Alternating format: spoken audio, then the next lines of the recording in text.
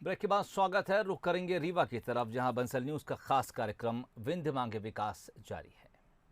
मुझे लगता है जो लोकल रीवा का व्यक्ति है वही रीवा के विकास का इंजन बनेगा।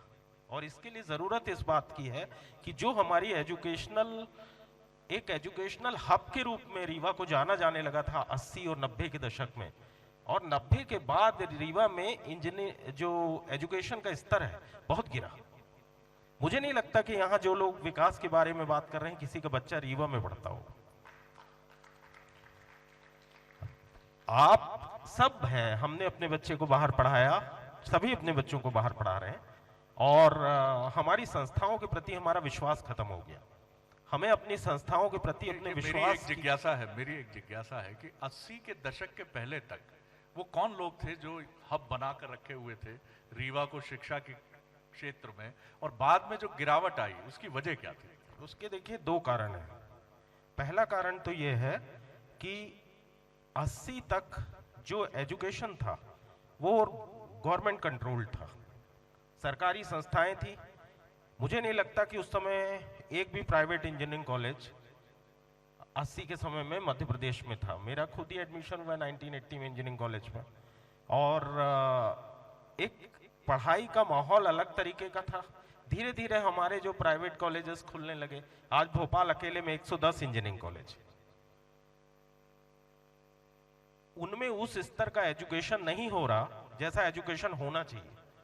आज हमारे रीवा, मेरा नेशनल स्कॉलरशिप में मैं अपने नाम से बताता हूं 488 रैंक थी। मैं बिट्स पिलानी में मेरा एडमिशन हुआ था, और मैंने पिलानी में छोड़ के और रीवा इंजीनियरिंग कॉलेज में एडमिशन लिया, क्योंकि पिलानी और रीवा में बहुत डिफरेंस उस समय माना नहीं जाता था। हम लोग रीवा इंजीनियरिंग कॉलेज से पढ़े, हमें कभी ऐसा नहीं लगता कि हमने किसी कमजोर संस्थान से पढ़ाई की। पर आज हम अपने बच्चे को रीवा इंजीनियरिंग कॉलेज से नहीं पढ़ाना चाहते। मेरे समय में सिविल इंजीनियरिंग में 20 टीचर्स का स्टाफ था, आज पूरे जीसी में 13 लोगों का स्टाफ है। ये इस तरीके से अगर हम अपनी संस्थाओं को खत्म करेंगे तो हम कैसे उनके प्रोडक्ट की उम्मीद कर सकते हैं कि वो अच्छे निकलेंगे? तो ये अतीत की, अब आप कह रहे थे आगे की बात करेंगे। नहीं, दूसरी घटना मैं बताऊं, एक एजुकेशन के बाद जो रीवा में एक बड़ी चीज हुई वो बाणसागर परियोजना। वो भी लगभग पहली बार जब उसकी चर्चा शुरू हुई थी तो वो 70s में ही हुई थी। और बाणसागर परियोजना ने यहाँ एक जो ग्रामीण हमारे की इकोनॉमी है, जो रूरल इकोनॉमी है, उसके लिए एक संसाधन तो उपलब्ध हो ही गए। अब यहाँ एग्रीकल्चर अच्छा हो रहा है रीवा में। अब एक आपको स्कोप खुल जाता है कि आप इसमें फूड इंडस्ट्रीज बना सकते हो। तीसरी एक अच्छी घटना यहाँ हुई जब रीवा के नेचुरल रिसोर्सेज को समझा गया और यहाँ जेपी सीमेंट्स ने सीमेंट का उद्योग लगाया। इसके बाद रीवा के आसपास कई सीमेंट के प्लांट्स आ गए, थोड़ा लोगों को रोजगार मिला, काम मिले, पेटी कॉन्ट्रैक्ट मिले। एक ये रीवा के लिए महत्वपूर्ण उपलब्धि थी, जिसके कारण हमारे यहाँ रेल लाइन भी आई। अब मेरा ऐसा मानना है कि ये 4-5 घटनाओं के बाद रीवा का विकास एक थम सा गया। इस विकास के बाद अभी 3-4 साल पहले यहाँ एक सोलर प्लांट आया है, एशिया का सबसे बड़ा सोलर प्लांट। वो एक प्रयास है जिसको मैं ऐसा मानता हूं कि इस किस्म के प्रयास जो होते हैं वो किसी क्षेत्र को बढ़ावा देते हैं। अब मैं आपको कुछ एग्जाम्पल्स बताऊंगा, नाम बताता जाऊंगा। मुझे लगता है सब लोग यहाँ काफी होशियार हैं, पढ़े लिखे हैं, सब जानते हैं। मैं 4 नाम आपसे लेता हूं: इलाहाबाद, बनारस, पटना और हमारा सिंगरौली। 4 नाम और लेता हूं आपसे: हैदराबाद, पूना, कोटा और नागपुर। हैदराबाद आईटी हब बना और हैदराबाद चेंज हो गया। नागपुर कार्गो हब बना और नागपुर चेंज हो गया। कोटा एजुकेशनल हब बना और कोटा चेंज हो गया। Poona educational as well as IT hub बना और चेंज हो गया। लोग कहते हैं इंडस्ट्री विकास करेगी। आप बैडन चले जाइए, कभी हमारे कुंवर अर्जुन सिंह जी ने एक सपना देखा था उसको एशिया की एनर्जी कैपिटल बनाने का। काफी इलेक्ट्रिसिटी प्रोडक्शन हो रहा है, इसके बाद आप सिंगरौली चले जाइए, सिंगरौली से आप बाहर उन प्लांट्स के कैंपस से बाहर कदम रखिए, बैढ़न आज भी वैसा ही बैढ़न है जैसा पहले उसके बारे में कहावत हुआ करती थी रीवा में। उसमें कोई विकास बाहर नहीं दिखाई देता शहर के अंदर। तो क्या इंडस्ट्री अकेले विकास कर सकती है? नहीं। दूसरी चीज, इलाहाबाद, बनारस और पटना जैसे एजुकेशनल सेंटर खत्म हो गए। ये क्यों खत्म हो गए?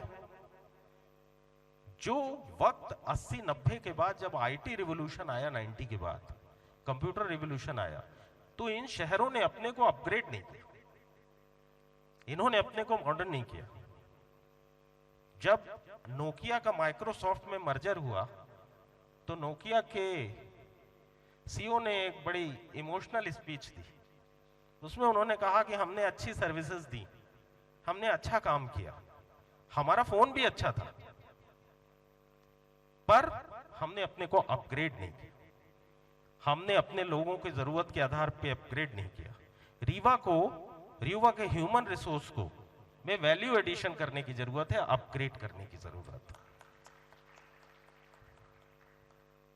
रह गई बात, अब आप पूछते, इसके पहले मैं बोल देता हूं विंध्य प्रदेश की। मैं देखिए इंजीनियर हूं, 2+2 4 ही जानता हूं, और मेरा क्लियर विजन है इस मामले में कि विंध्य प्रदेश बनने लायक अभी यहां के माहौल नहीं है। जब कभी विंध्य प्रदेश था तो था। आज विंध्य प्रदेश में ऐसा कोई इंजन्स नहीं है कि अगर अभी इसको संरक्षण और एक बड़े भाई की जरूरत है, और परिवार के एक बड़े मुखिया की इसको जरूरत है जो इसको मुख्य धारा में लाए। कल अगर ये अपनी ग्लोरी में फिर से उसी तरीके से खड़ा हो जाता है तो अवश्य विंध्य प्रदेश बनना चाहिए। कंक्लूड करूंगा इस सवाल से, ऐसे बड़े भाई नजर आ रहे हैं विंध्य के आपको? बड़ा भाई मध्य प्रदेश में बोल रहा हूं, व्यक्ति नहीं। और मेरा अभी फिर ये भी कहना है कि हमको किसी एक व्यक्ति पे अपने विकास की उम्मीद केंद्रित नहीं करनी चाहिए। यहाँ के हर व्यक्ति को विकास का इंजन बनना चाहिए, ये बहुत जरूरी है। एक छोटी सी बात और आपसे बोलूंगा कि जब भी किसी जगह पे कोई इंडस्ट्री आती है, कोई बड़ा बिजनेस डेवलपमेंट होता है, कोई नया सेंटर बनता है, तो एक कल्चरल ट्रांसफॉर्मेशन होता है। रीवा जैसी जगहों में, इलाहाबाद, बनारस जैसी जगहों में कल्चरल एक्सचेंज की बहुत जरूरत है। मैं तो हमेशा ये कहता हूं कि अगर इसको बहुत जल्दी विकास को गति देनी है तो यहाँ एक आध लाख लोग कहीं दूसरी जगह से लाके एयर ड्रॉप कर देने चाहिए। तो जब यहाँ कल्चरल इंटरमिंगलिंग होगी, एक दूसरे से मेल होगा, तब हमारी सोसाइटी विकसित होगी। हम और दिव्यराज सिंह जी यही बात कर रहे थे कि महाराज साहब उस समय जब रीवा स्टेट हुआ करती थी, जिसका आज हम गौरव से नाम ले रहे हैं, वो जब स्टेट हुआ करती थी तो उपरहटी की पॉपुलेशन को अगर आप एग्जामिन करिए तो वहां कुछ मराठी लोग बुलाए गए, कुछ बंगाली लोग बुलाए गए, सबके अंदर कुछ ना कुछ स्किल होती। तो उस समय जो हमारे राजा थे वो ये कोशिश किया करते थे कि डिफरेंट किस्म के लोग आए, हमारे यहाँ आए। जैसे हम अपनी एक थाली सजाते हैं जिसमें हर चीज की जरूरत होती है, उसी तरीके से एक सोसाइटी के विकास के लिए सब चीज की जरूरत होती है हमको। तभी हमारा सामाजिक विकास होगा, आर्थिक विकास होगा, ये तभी संभव है। बहुत धन्यवाद राजेंद्र जी। और मुझे बहुत प्रसन्नता है कि बहुत ईमानदारी से ये बात हुई है, सारे वक्ताओं ने बहुत ईमानदारी से बात की है, लेकिन आपने उसमें कहीं राजनीतिक स्पर्श को आने नहीं दिया, जो बहुत बहुत बड़ी बात है। और एक छोटी सी बात, आपकी बात को मैं सेकंड करते हुए कहूँगा कि मध्य प्रदेश कैडर के आईएएस रहे जिन्होंने छोड़ दिया, बहुत मेरे ख्याल से 30 साल से भी कम उम्र में उन्होंने इस्तीफा दे दिया सेवा से। जयपुर के रहने वाले थे, मिस्टर रोमन नाम था, मैंने उनका इंटरव्यू किया। अनअकैडमी आज एक बहुत बड़ा डिजिटल प्लेटफॉर्म है ऑनलाइन कोचिंग का। उनका दोस्त गौरव मुंजाल जो बेंगलुरु में था, इन दोनों ने तय किया कि हमें ये काम करना है।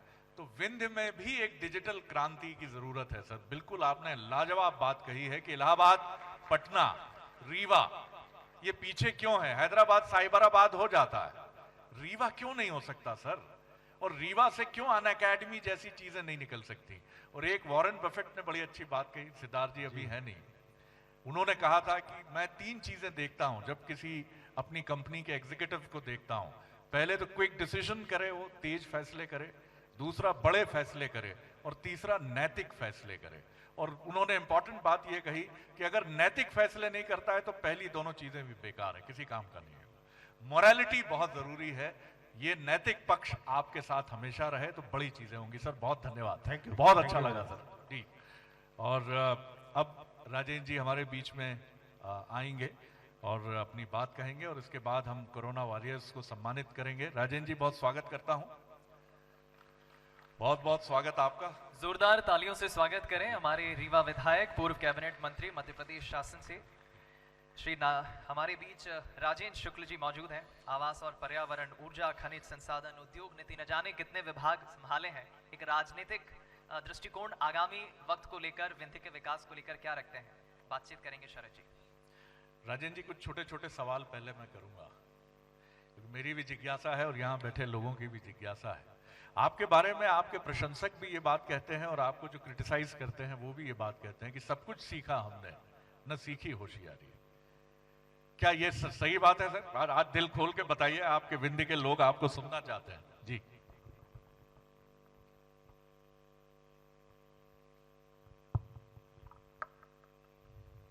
जिस अंदाज से आपने ये सवाल किया है उसमें मैं यही कहना चाहता हूं कि होशियारी बहुत ज़्यादा दिन चलती रही है।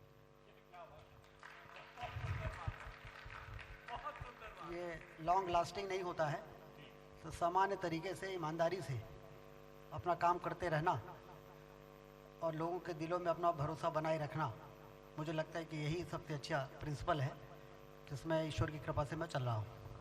तो मुझे लगता है मेरे दूसरे प्रश्न का भी उत्तर आपने दे दिया कि आप एग्जीबिशनिस्ट पॉलिटिशियन नहीं है, प्रदर्शनकारी राजनेता नहीं है। तो प्रदर्शन भी ज्यादा समय नहीं चलता सर? देखिए, काम बोलना चाहिए और काम दिखना चाहिए। मुझे बड़ी खुशी है कि आपने विंध्य माँ के विकास का मुद्दा लेके आज यहाँ पर आप जैसे बड़े चैनल ने यहाँ पर डिबेट रखा है।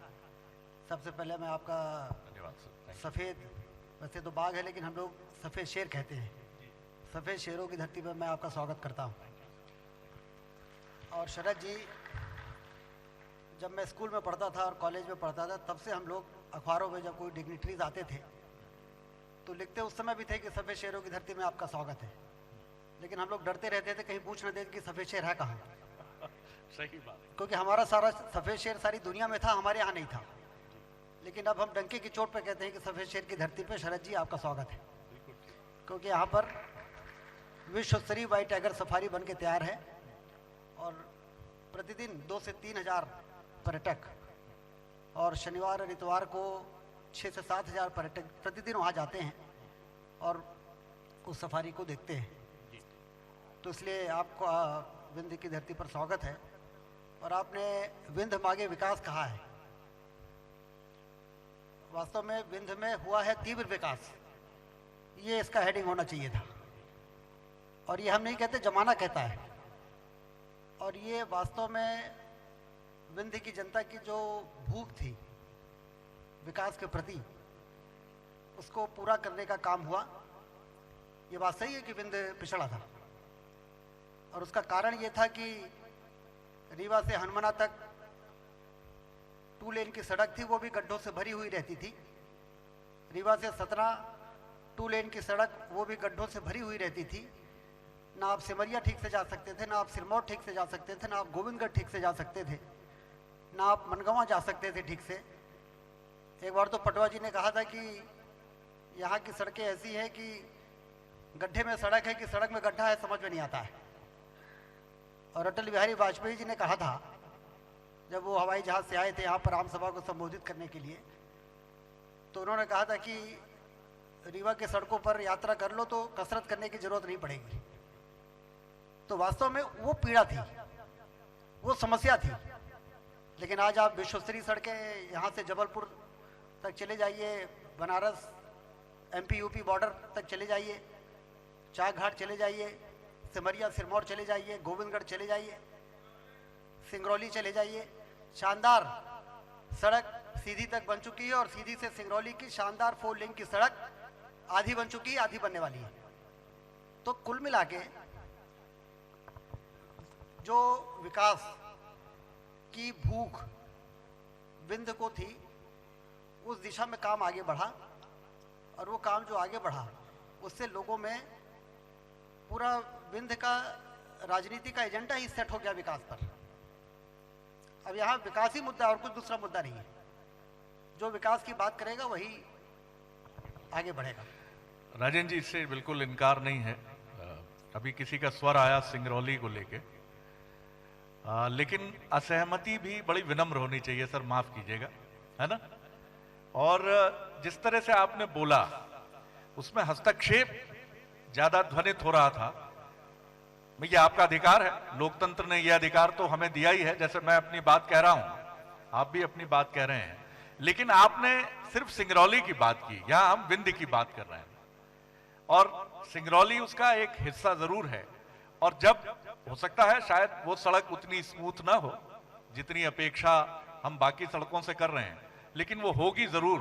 और निश्चित तौर पर जो कुछ अच्छा हुआ है, हम अपनी विचारधारा, व्यक्ति को लेकर अपनी सहमति असहमति, उसके बाद भी जो अच्छा है सर, उसको अच्छा कहिए। गुलाब का फूल है, उसको कहिए। ये तरीका ठीक नहीं है दोस्त, है ना। ये हमारा जो विचार कहने का, जो बात कहने का तरीका है, बहुत सहज रूप से हम अपनी बात जी बिल्कुल बिल्कुल नहीं, मैं विनम्रता से बात कह रहा हूं कि मुझे लगता है एक समेकित विंध्य की बात हम कर रहे हैं और निश्चित तौर पर जो त्रुटियां, जो कमियां हैं वो होंगी ही। समग्रता कुछ नहीं होती सर। हम ही लोग बहुत खामियों से, मैं टीवी जर्नलिस्ट हूं, मैं मानता हूं ढेर सारी कमियां हमारे भीतर हैं, मेरे भीतर भी होंगी ही, लेकिन उसको दूर करने का मैं आत्मनिरीक्षण तो कर रहा हूं, रिट्रोस्पेक्शन तो कर रहा हूं। चलिए राजेंद्र जी, आपने जितनी कोशिशें की हैं, कोशिशें ही नहीं की हैं, कई आपकी कोशिशें एक अलग अंदाज में सामने आई हैं।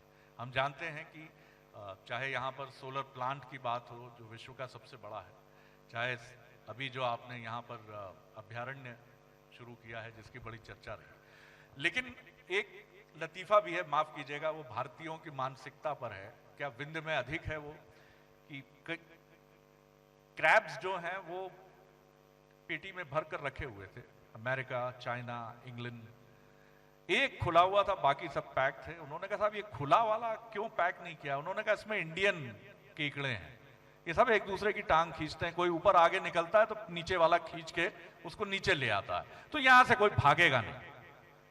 क्या विंध्य में आपने महसूस किया भारत की इस मनोवृत्ति को कुछ अधिक रूप में, कुछ ज्यादा तीखे रूप में? कभी कभी राजनीतिक मजबूरियों के कारण लोगों को इस प्रकार की बातें करनी पड़ती हैं, लेकिन बाय एंड लार्ज सभी दल के लोग रीवा का विकास चाहते हैं और रीवा का विकास होते हुए देखते हैं तो वो प्रसन्न होते हैं। जैसे अभी आपने राजेंद्र शर्मा जी को सुना, उन्होंने ये कहा कि बाण सागर का काम पूरा होना और सिंचाई की नहरों का जाल बिछना इस क्षेत्र के लिए एक बड़ा काम है। बिल्कुल सही कहा उन्होंने। वास्तव में सिंचाई ही रियल डेवलपमेंट है। आज रीवा की जो तस्वीर आपको बदली हुई दिख रही है, बड़े बड़े मॉल्स बन रहे हैं, बड़ी बड़ी कॉलोनियाँ बन रही हैं, वो इसलिए हो रहा है क्योंकि बिक रहा है, इसलिए बन रहा है। अब बिक क्यों रहा है? क्योंकि किसानों की जेब में पैसा आ गया है। किसानों की जेब में पैसा क्यों आ गया? क्योंकि सिंचाई की नहरें मिल गई तो धरती से दौलत पैदा होने लगी है, उनको पर्याप्त बिजली मिलती है, तो सिंचाई और बिजली मिल जाए तो किसान तो क्रांति ला देगा। तो रीवा में हरित क्रांति आ गई है, जिसके कारण किसानों की जेब में पैसा आ गया है और इसलिए शानदार आपको चौतरफा एक चमक रीवा के बाजार में जो दिख रही है, और चमक भर नहीं है, इससे व्यापार बढ़ रहा है, ये साबित होता है। और व्यापार बढ़ रहा है तो रोजगार के अवसर पैदा होते हैं, रोजगार के अवसर पैदा होते हैं तो बेरोजगारी दूर होती है, बेरोजगारी दूर होती है तो गरीबी दूर होती है। तो ये पूरा एक साइकिल है जो सिंचाई से तैयार होता है। और इसलिए विरोधी विपक्षी मित्र भी जो हमारे हैं वो भी इस बात को लेकर प्रसन्न होते हैं। मुझे तो कभी कभी कहते हैं कि कहीं रीवा का विकास रुक तो नहीं जाएगा, मुझसे कहते हैं। तो मैंने कहा चिंता मत करिए, विधायक में भी बहुत दम होता है। यदि विधायक भी विकास करने के लिए दिन रात सोचेगा तो विधायक के पास पर्याप्त अधिकार हैं कि वो सारे काम करा सकता है। तो इसलिए रीवा में विकास का माहौल ही बन गया है शरद जी। और इसीलिए आपको भी रीवा ने खींच लिया यहाँ पे आकर कि विंध्य में विकास हो रहा है, तो विंध्य में स्वाभाविक रूप से इस विषय को जब लेके जाएंगे तो जो कमी है वो भी दूर हो जाएगी। जो कल्चरल कमी है, जो कोऑर्डिनेशन की कमी है, जो नकारात्मक राजनीति को समाप्त करने की मनोवृत्ति है, क्योंकि कभी कभी नेगेटिव पॉलिटिक्स मजबूरी में भी करना पड़ता है और कभी कभी आदत से मजबूर लोग भी करते हैं।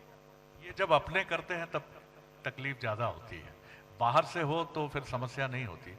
और एक छायावादी कवि हैं, रमानाथ अवस्थी शायद उनका नाम था, उनकी एक कविता मुझे बड़ी प्रिय है कि देह मिली है दुख भी मिलेगा, सबने सहा है तू भी सहेगा। और उसकी कंक्लूडिंग जो मार्क था कि तू चाहे जितना अच्छा हो, तू चाहे जितना अच्छा हो, कोई ना कोई तो बुरा कहेगा। बिल्कुल सही कहा आपने। अटल जी ने भी अपनी किताब में लिखा था कि राजनीति में पहली चुनौती अपने ही लोगों से मिलती है। तो जब अटल जी ने इस बात को लिख दिया तो फिर तो इस बात में कोई सवाल उठ ही नहीं सकता है।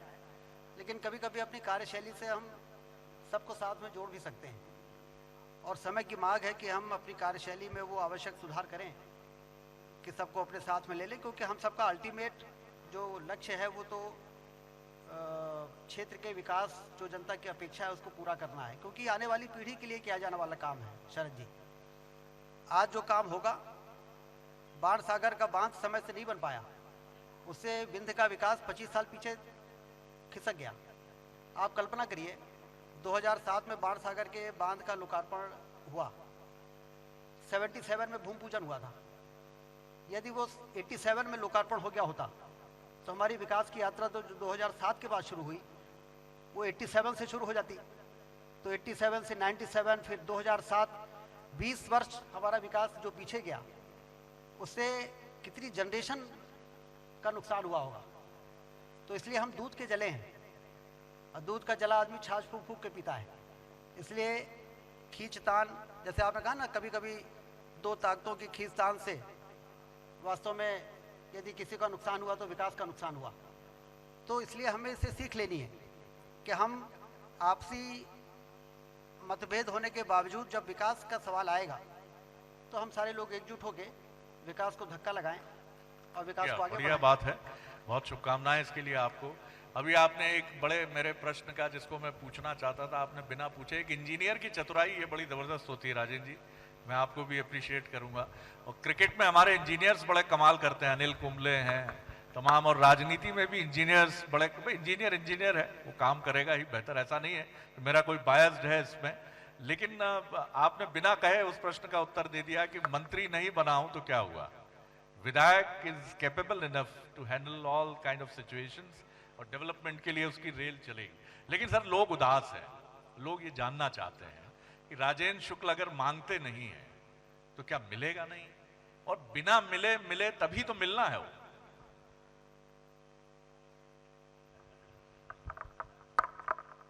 देखिए, इस पे एक बार और भी मैंने इसका जवाब दिया था कि जब मैंने कुछ नहीं किया था तब मैं मंत्री बनता रहा, और जब बहुत कुछ कर दिया तो मंत्री नहीं बना। तो इसी को डेस्टिनी कहते हैं। तो इसलिए लेकिन मुझे कभी महसूस ही नहीं होता है, यहाँ तक कि कांग्रेस की सरकार में भी मुझे महसूस नहीं होता था कि काम यदि भोपाल से लेकर दिल्ली तक काम करने की हम कोशिश करें तो काम नहीं होगा। उसके लिए पीछे पड़ना पड़ता है, बहुत ज़्यादा पीछे पड़ना पड़ता है।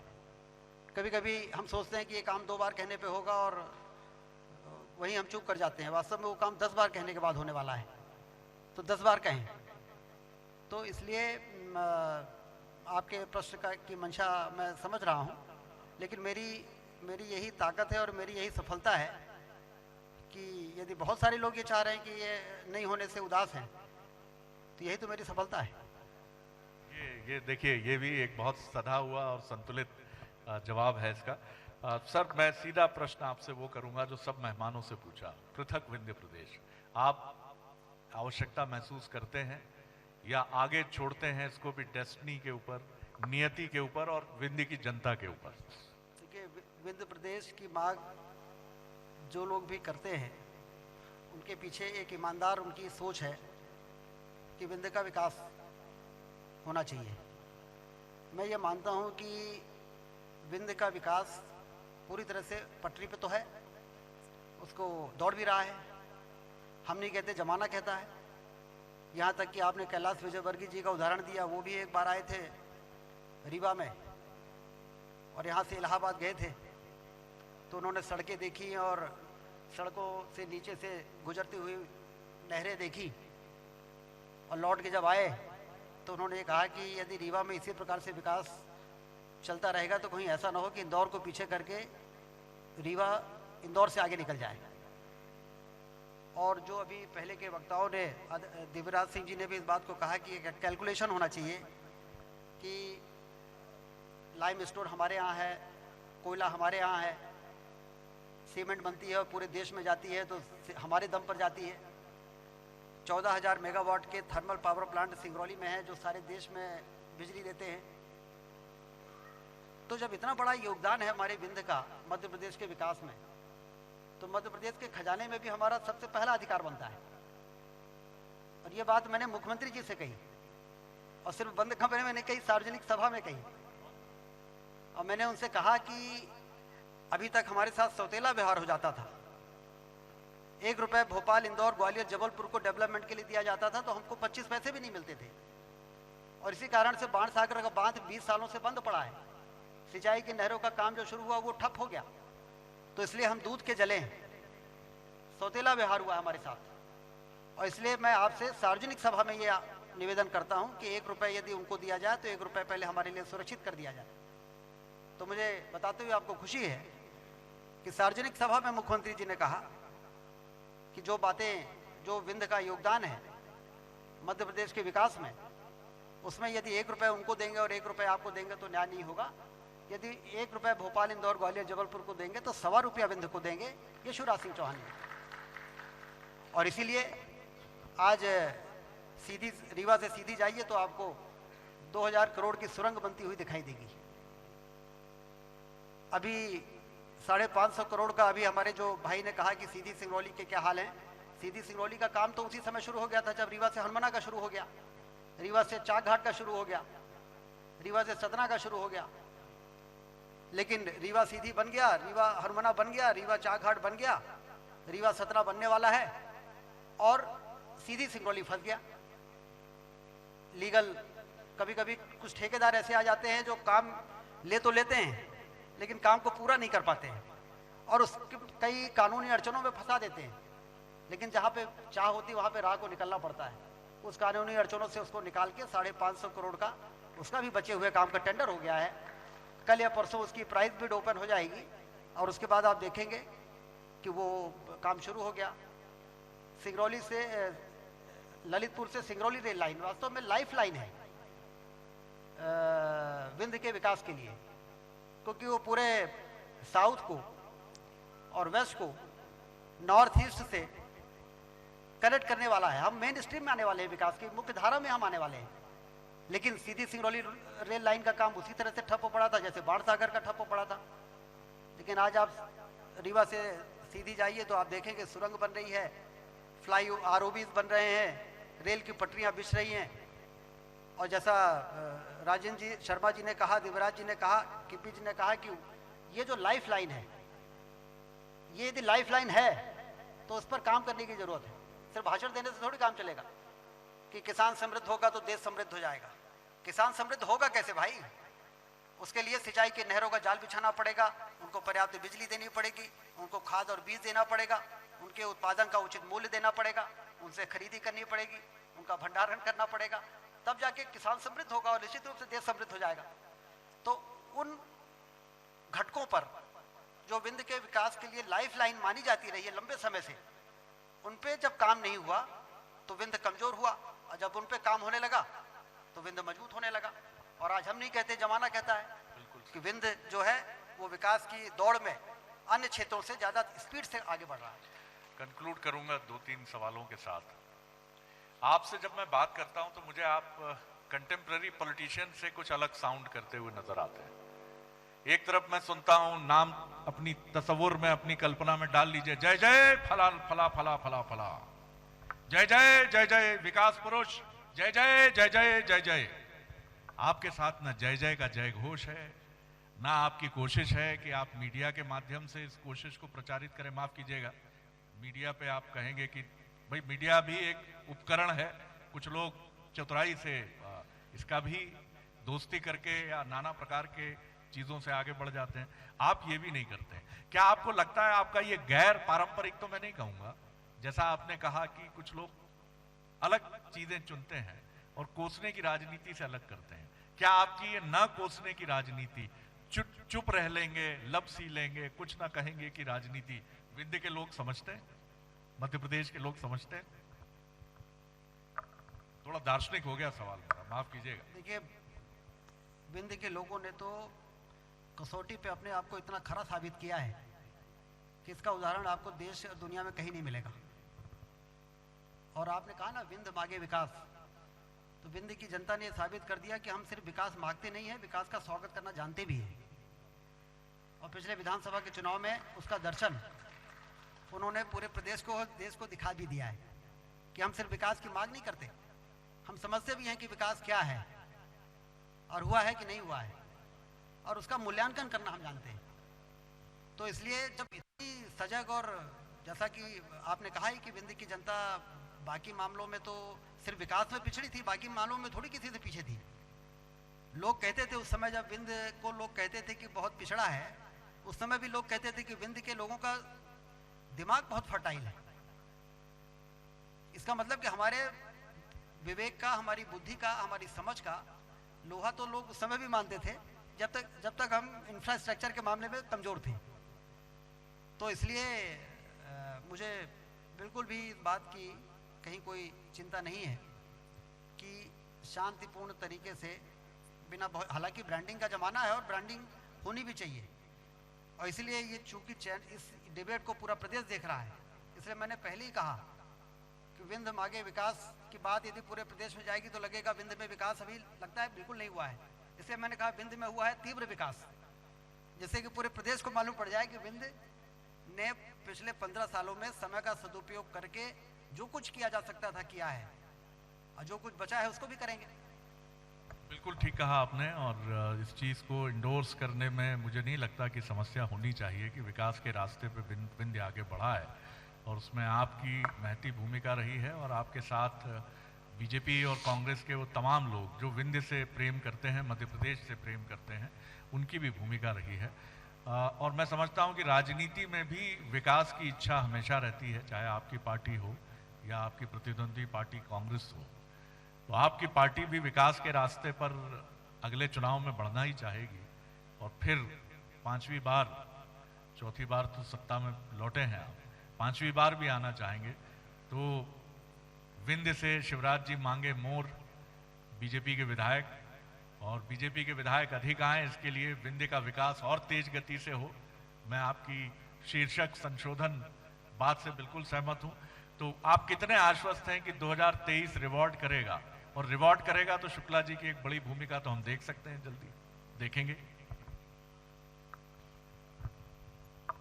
और एक बात, सभी से आपने एक सवाल जो पूछा है कि आगे का रोड मैप क्या होना चाहिए, उसी से जोड़ के मैं ये कहना चाहता हूँ, और उसमें शर्मा जी ने थोड़ा इशारा भी किया है कि वास्तव में ये जो अधोसंरचना का विकास है, ये जो किसानों की मजबूती है, इसके पीछे उद्देश्य ये है कि आज यदि हम कहते हैं कि नागपुर मेडिकल हब है, रीवा के लोग बीमार होते, अभी जब से सुपर स्पेशलिटी शुरू हो गया और 3 मल्टी स्पेशलिटी आ गए, तो अब थोड़ा कम हुआ है, 30% कम हो गया है।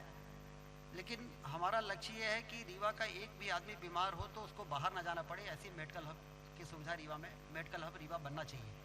बल्कि बाहर के लोग रीवा आएँ, जैसे रीवा के लोग या अन्य तरह के लोग, अन्य जगह के लोग नागपुर जाते हैं, तो हमें रीवा को मेडिकल हब बनाना है। कोटा की तरह हमें रीवा को एजुकेशनल हब बनाना है। हैदराबाद और बेंगलोर की तरह इसे आईटी हब बनाना है, ये क्यों नहीं हो सकता है? इसके लिए हमारी इंफ्रास्ट्रक्चर बहुत कमज़ोर था, जिसको आज विश्वस्तरीय बनाने की दिशा में हम लोग ने 70% रास्ता तय कर लिया है। 30% बचा है, जिसमें हमें यहाँ से हवाई जहाज़ भी उड़ाना है। मुझसे पूछा था लोगों ने कि अब अगले 2023 के चुनाव में कि 18 के चुनाव में कि अब क्या बचा है, तो हमने कहा रीवा से हवाई जहाज़ उड़ाना बचा है, क्योंकि जब रीवा से हवाई जहाज़ उड़ेगा तो रीवा के विकास को पंख लग जाएगा। और जो बचा कुचा काम है, क्योंकि हमें आकर्षण पैदा करना है रीवा का। एक समय तो ऐसा भी था जब रीवा की बाजार रौनक नहीं हुई थी। यहाँ पर मुझे ये कहने में संकोच नहीं है कि कांग्रेस की सरकार में भी रीडेंसिफिकेशन स्कीम में पहली योजना जब शिल्पी प्लाजा बना था आदरणीय तिवारी जी के समय में, शर्मा जी ने उसको बनाया था, तो उस समय लोगों ने विरोध किया था, तो मैंने विरोध किया था। और मैंने ये कहा था कि भाई कोई काम यदि हो रहा है तो उसको होने क्यों नहीं दे रहे हो। लेकिन उसके बाद जब हमने रीडेंसिफिकेशन योजनाओं की झड़ी लगा दी तो लोगों ने आरोप लगाना शुरू कर दिया। उन्हीं लोगों ने आरोप लगाना शुरू कर दिया जिन लोगों ने इस योजना को शुरू किया था। तो हमें उन योजनाओं को आगे बढ़ाना ही पड़ेगा। यदि वो पहले की सरकारों ने कोई काम उस योजना के अंतर्गत अच्छा किया है तो हमें उसको आगे बढ़ाना पड़ेगा। और उसको जब वो आगे बढ़ा तो आप देखिए कि आज जहाँ पे बैठे हैं रीडेंसिफिकेशन योजना का परिणाम है। यदि यहाँ पे तो एसपी साहब का बंगला रहता था, हमारे पहले के एसपी साहब का, वर्तमान एसपी साहब, यदि हमने ये नहीं बनाया होता तो शायद यहीं पे कहीं राकेश सिंह जी रह रहे होते। रीवा का जो कलेक्ट्रेट बना है, मुख्यमंत्री जी आए थे 26 जनवरी में, तो जैसे ही वो कलेक्ट्रेट में एंटर किए तो उन्होंने कहा कि देश में इतना बढ़िया कलेक्ट्रेट नहीं होगा जितना अच्छा ये कलेक्ट्रेट है। ये मुख्यमंत्री जी के शब्द थे। तो कुल मिला के हमें हर उस योजना के माध्यम से रीवा तो मैं जो बता रहा था कि रीवा के लोग खरीदारी करने बाहर जाते थे। रीवा के लोग खरीदारी करने बाहर जाते थे, जैसे इलाज कराने बाहर जाते हैं। अभी रीवा का रेवेन्यू बाहर जा रहा था, इलाज कराने जाएंगे, बॉम्बे जाएंगे, दिल्ली जाएंगे, नागपुर जाएंगे, तो रीवा का रेवेन्यू बाहर जा रहा है। खरीदारी करने जाएंगे तो रीवा का रेवेन्यू बाहर जा रहा है। हमें उसको रोकना है। और मुझे ये बताते हुए खुशी है कि रीवा के व्यापार के बढ़ने से, बाजार के बढ़ने से, अब यहाँ के व्यापारी मुझसे कहते हैं कि सतना और जबलपुर के लोग खरीदारी करने अब रीवा आने लगे हैं। रीवा का बाजार इतना समृद्ध और सशक्त हो रहा है। तो कुल मिला के ये चीज़ें यहाँ पर एक इकोनॉमिक रिवॉल्यूशन लाएंगी, आर्थिक क्रांति लाएंगी। हरित क्रांति, आर्थिक क्रांति और पर्यटन की क्रांति। जैसा हमारे आदरणीय सांसद जी ने कहा कि यहाँ पर वाइल्ड लाइफ है। पूरे विंध्य में यदि आप देखें तो बांधवगढ़ नेशनल पार्क है, संजय गांधी टाइगर रिजर्व है, पन्ना नेशनल पार्क है और मुकुंदपुर टाइगर सफारी है। ये वाइल्ड लाइफ हो गया। धार्मिक पर्यटन के हिसाब से आप देखें तो चित्रकूट हमारे यहाँ है और मैहर हमारे यहाँ है, अमरकंटक हमारे यहाँ है, जहाँ से दो नदियाँ निकल रही हैं। तो धार्मिक यदि पर्यटन के लिहाज से देखें तो हमारा कोई मुकाबला नहीं कर सकता। वाटरफॉल्स के बारे में सांसद जी बता ही रहे थे कि वहाँ साउथ में ले गए और पानी वहाँ चुचुआत रहा, जहाँ कहते हैं कि ये बहुत अच्छा वाटरफॉल है, तो कहीं नहीं सर, तो हमारे यहाँ बहुत सारे वाटरफॉल। बौद्ध के स्तूप यहाँ पर हैं, ऐतिहासिक जगह हैं हमारे यहाँ। अब सबको बताएंगे तो ज़्यादा समय लगेगा, लेकिन हम इसको एक टूरिस्ट सर्किट से जोड़ के और ऐसी स्थिति निर्मित कर सकते हैं कि भारत के देश के पर्यटकों को यहाँ पर लाके और एक हफ्ते हम रीवा में उनको घुमा सकें। तो पर्यटन की क्रांति, हरित क्रांति, औद्योगिक क्रांति लाके और हम इस क्षेत्र को आर्थिक रूप से बहुत सशक्त बना सकते हैं और मध्य प्रदेश ही नहीं, हिंदुस्तान का सबसे बेहतर जिला बना सकते हैं। मुझे लगता है कि यहाँ जो युवा बैठे हैं उनके सामने मैं सवाल छोड़ता हूँ। आप सोचिएगा, एक तरफ है मसला भावनात्मक, इमोटिव, जिसमें बड़ी ताकत लगती है, और जब कोई प्रखर वाणी के साथ बोलना शुरू करता है, वो चैनल का एंकर भी हो सकता है, माफ कीजिएगा, तो आपको लगता है यही सच है, विंध्य प्रदेश बनेगा तो क्रांति हो जाएगी, जीवन बदल जाएगा। और एक बात यह भी है कि कि जो शुक्ला जी कह रहे हैं कि हमारे पास वाइल्ड लाइफ है, हमारे पास धार्मिक पर्यटन की अनंत संभावनाएं हैं, हमारे पास रीवा को आईटी हब में बदलने का मौका है। चुनना आपको है, विंध्य आपका है, मध्य प्रदेश का है, आपका हिस्सा है। आप भावनात्मक विषय ये भी आपको तय करना है, क्योंकि लोकतंत्र है, आप जो चुनेंगे वही होगा।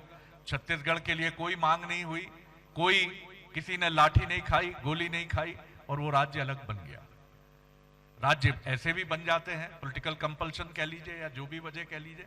लेकिन राजेंद्र शुक्ला जी जो बात कह रहे हैं, इनकी बातों में ठीक है, आप इनके चेहरे को देख सकते हैं, अपने भीतर की कोई भी चुनौती जो हो, व्यक्ति उसको ना कह के अगर अपने रीजन की बात कर रहा है और अपने विकास को लेकर एक कमिटमेंट के एक मैप के साथ सामने आ रहा है, तो निश्चित तौर पर उसके भीतर ये ललक तो है कि विंध्य को लेकर वो आगे बढ़े।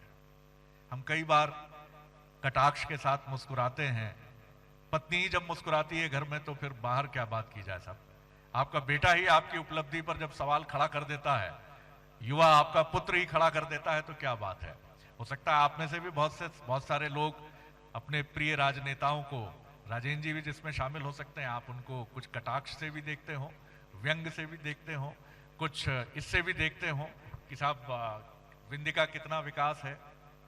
लेकिन आपको ये तो सोचना पड़ेगा तटस्थ होकर, क्योंकि ये आप ही को सोचना है, क्योंकि ये दृष्टि आप ही के पास है कि इसके पहले कितना विकास हुआ और अब कितना विकास हुआ। इससे ज्यादा मैं बोलूंगा तो आप मुझे भी कहेंगे कि भैया जो है किसी एक तरफ थोड़ा डगमगा रहे हैं, हिचकोले खा रहे हैं, इनकी नैया जो है हिचकोले खा रही है, कन्नी बांधो। तो इससे ज्यादा मैं नहीं बोलूंगा। लेकिन राजेंद्र जी इतना मैं जरूर कहूंगा कि दो राजेंद्र से मेरी बात हुई, आपसे तो बहुत पहले से होती थी, राजेंद्र शर्मा जी से अभी शुरू हुई है, लेकिन हर पार्टी में ऐसे राजेंद्र होने चाहिए साहब, बहुत जरूरी है, बहुत जरूरी है। और ऐसे राजेंद्र जितने बढ़ेंगे, चाहे वो बीजेपी में बढ़े, चाहे वो कांग्रेस में बढ़े, वो निश्चित तौर पर राजनीति की एक ऐसी धारा का विकास करेंगे जो दूसरों के पैर नहीं छाटती है, जो अपने पैर छट जाने पर पीड़ित होती है, आहत होती है, अपने दर्द को अपनी भीतर की शक्ति बनाने की कोशिश करती है, लेकिन शिकायत नहीं करती। पीड़ा से भर जरूर जाती है, लेकिन कहती है कि नहीं, अपना टाइम भी आएगा, और आएगा साहब, यकीनी तौर पे आएगा, पहले से ज्यादा अच्छे तरीके से आएगा।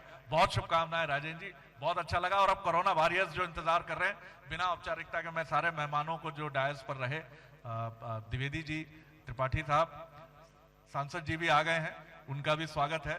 तो आकर हम कोरोना वॉरियर्स को, मैं राजेंद्र शर्मा जी से भी आग्रह करूंगा, और हमारे अगर प्रशासनिक मेहमानों को भी कोई असुविधा ना हो इस मंच पर आने की, ये मैं उनके विवेक पर छोड़ता हूं। जी धन्यवाद कलेक्टर साहब, कोई विषय नहीं है, मैं समझता हूं। तो आप सारे राजनीतिक मेहमान आमंत्रित हैं हमारे, और हम अब कोरोना वॉरियर्स का सम्मान करके खुद को सम्मानित, गौरवान्वित महसूस कर रहे हैं।